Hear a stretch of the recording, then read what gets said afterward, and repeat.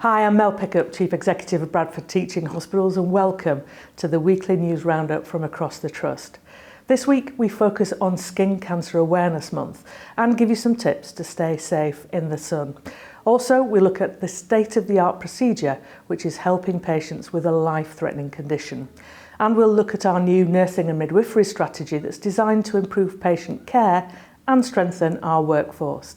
But first, it's Skin Cancer Awareness Month, and many of us, I'm sure, have gotten sunburned at some point in our lives, even on an overcast day in England. We know about the need to wear sun cream, but do we really know how to apply it properly, and how often, and what else we could be doing to stay safe? Here's Dawn Maguire, Dermatology Clinical Specialist Nurse, to share some insights. The sun has UVB and UVA rays, and these are the main cause of most skin cancers. You should be looking for a sun cream that has a factor of at least 30 or above, so that's the SPF of the sun cream, but you should also be looking for a 5-star rating, and this will be on the bottle. There's no such thing as a waterproof sunscreen. They are water resistant, so reapply every 2 hours. One of the other things to consider as well is clothing that we wear. We've got to look at the fabric. If we hold our top up or a piece of clothing to the light and the light is coming through, then we've got to realise that the UV rays can also penetrate that. A lot of people cover their head up with a baseball cap. This will protect your scalp, and it might even protect the tip of your nose, which is one of the areas where we get a lot of skin cancers. However, the amount of people that we get that are very surprised that they've got skin cancer to the ears because there's no protection there. So you do need to be applying sun cream if you are going to choose a baseball cap instead of a wide brim one. So the final thing to consider is looking for shade. In the hours between 11 and 4, the sun's rays actually fluctuate, and the rays are more dangerous and stronger and cause the most damage between these hours. So we would say find some shade to sit in.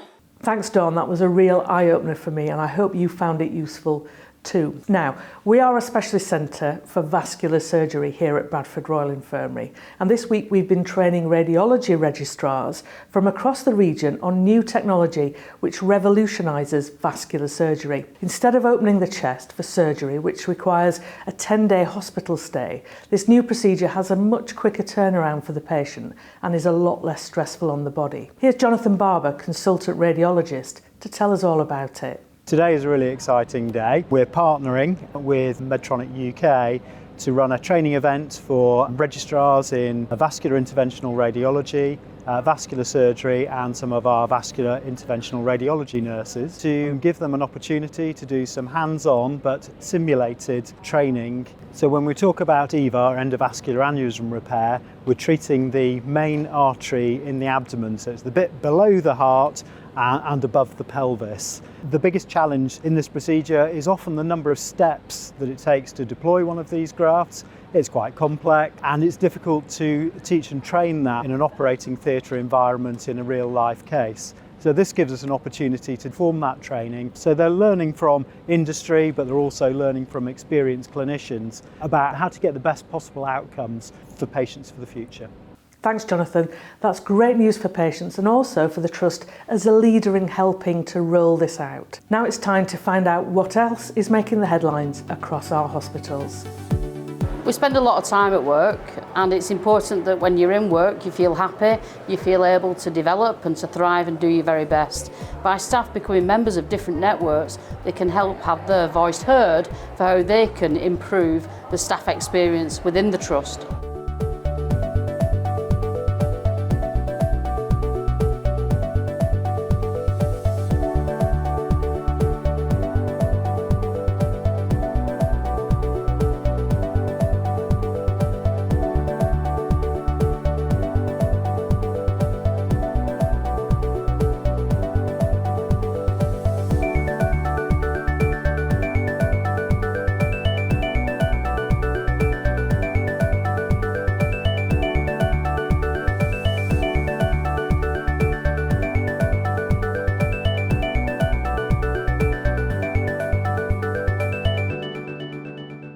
Please do all that you can to help turn the tide of climate change. Every little action counts. Now, yesterday was International Nurses Day, and this year was even more significant as we marked the occasion by unveiling our brand new nursing and midwifery strategy. This will be our blueprint for delivering outstanding nursing and midwifery care over the next 4 years. Here's Director of Nursing Sally Scales to tell us all about it. Our nursing and midwifery strategy is an opportunity for us to look forward on how we're going to support our nurses and midwives to deliver outstanding care over the next 3 to 5 years. Within the strategy, we have focused on 6 key areas, which is about leadership, education and development, quality and patient safety, staff experience, patient experience and partnership working. Within each of those we have a high level objective so that we can invest in our nurses and our midwives, and we know that by supporting our staff and developing our staff, that has a positive impact on patient care.